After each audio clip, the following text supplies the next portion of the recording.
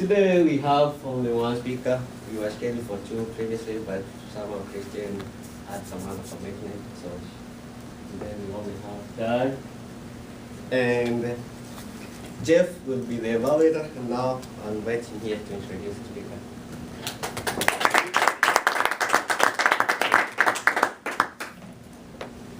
As we mentioned, Doug will be our first speaker today. He's working on Competent Communication Project number 4, which is how to say it. This speech focuses on writing so the audience hears the message a little more clearly.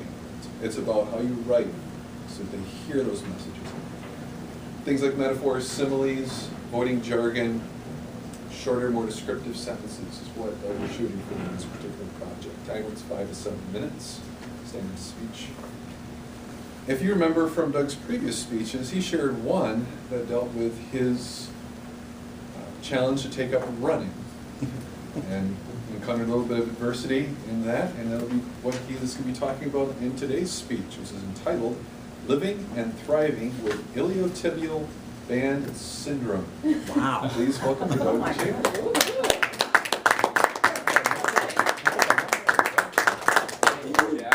I didn't even tell him how to pronounce that. Someone would have. The internet is a very good thing.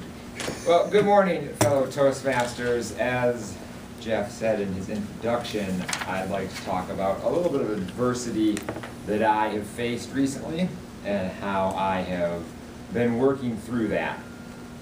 About 11 months ago, I spoke about how I had trained to run a 5K and how I'd been successful in doing that, and how I was starting to think that maybe running long distances would in fact be a fun thing to do. Well, after that speech in March, I kept it up, and I kept training, and by June, I was in good enough shape that I could run a 10K, and I kept doing that all summer, and it felt great. I was in probably the best shape I'd ever been in.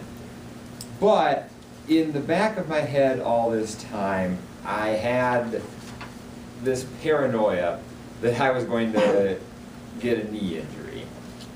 For two reasons. One, the knee is very fragile. The human body, even though we have evolved to do a lot of things well, the knee is kind of a weak spot on the body for a lot of people. If you follow sports, really any sport, you see that knee injuries happen all the time. And second, more specifically, both of my parents are both pretty good athletes, but they've both dealt with knee injuries in the past. So I was very worried about having a knee injury. But I kept, again, running, up to 7 miles at a time. Well, as I started to move into the fall, I did start to feel a little bit more fatigue, I would call it, in my left knee when I would run. And sometimes by the time I was done with a long run, it would be pretty sore. It would start to kind of hurt. And I started to get a little bit concerned about this, and I started to think, maybe I should think about dialing this down a bit.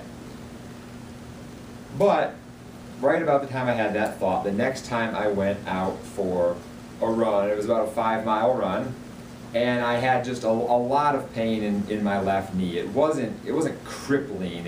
I didn't feel like, oh, I've got to stop and I have to call my wife to come pick me up and take me to the hospital. It wasn't like that.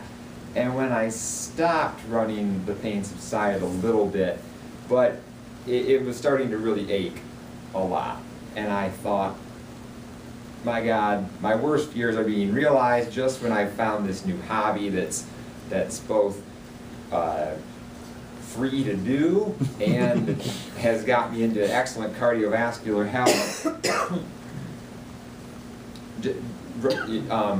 I thought, oh my God, I'm going to have to stop doing this because my knee is about to give out. And I didn't know what was going on with it. I was legitimately concerned I might have to have surgery.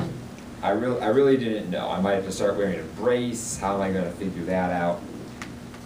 Well, as it continued to ache for a few days, it occurred to me, hey, we've got a an athletic trainer here at work, I should try talking to Keisha first before I start freaking out and trying to schedule surgery. Oh my God, I have a torn ACL. So I did that. I set up an appointment, and I just went down to the training room there and told Keisha, our athletic trainer, what was going on, described my symptoms, and you could tell by looking at her face that this was something fairly routine that she had seen before. So she checked out my knee a little bit, examined it a little bit, and she said, well, first what she did was she pointed at this spot on my leg. Not everyone can see it, but right above the knee. And she said, have you ever heard of the Illiotibial band, or just the IT band for short? And I said, no, I have no idea what that is, like I'm sure most of you have no idea what that is. And she explained it to me in layman's terms. Well, it's a tendon that basically connects your hip to your knee, and when you run, you use it pretty heavily. And she told me, Doug, your IT band is strung like a guitar string. It's as tight as a guitar string or a piano wire. And I said, I'm guessing that's not good. She said, no, that's not good at all. It's called IT band syndrome. It's common in runners, and it's not a crippling thing, but it does cause discomfort. The good news is you certainly won't need to have any surgery. You won't even need to wear a knee brace, but you need to learn how to manage this. So that began my recovery process and learning how to manage this condition.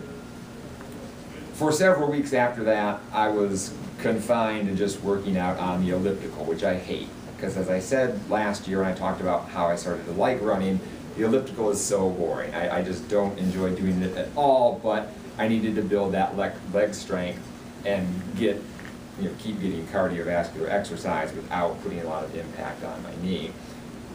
After a couple weeks, I was able to start doing just some short runs, just a minute or 2 minutes, 3, 4, 5 minutes, short runs, a few minutes at a time, and doing lots of stretching. It was stressed to me that you've got to stretch, that you have to do a lot of stretching to keep your IT band loose. And these short runs went better and better. And the great thing was, by Thanksgiving, I was able to run 5K again. I got back into that shape and was able to finish the 5K that they had the night before Thanksgiving at the Jackson County Fairgrounds out there with the Christmas lights. So I'd gotten back to that level. Since then, I just work on trying to maintain that. I've not tried to get back into running 10Ks, and at the time last summer, people had been saying, geez, you're doing so well, you should try to do a half marathon, you should really go for it, maybe a triathlon, something crazy like that. And I'm not going to do that, because the reality is it's really an ongoing process to maintain being able to run at the level that I can. I still deal with discomfort, and just in the last week I've had to back off from running as much as I usually do because I've had some discomfort. So that is the adversity that I've dealt with, and really am looking to continue to manage going forward so that I can keep doing this newfound crazy hobby that I've gotten without injuring myself and without having much potentially larger problems later on. So, thank you, Mr. Toastmaster.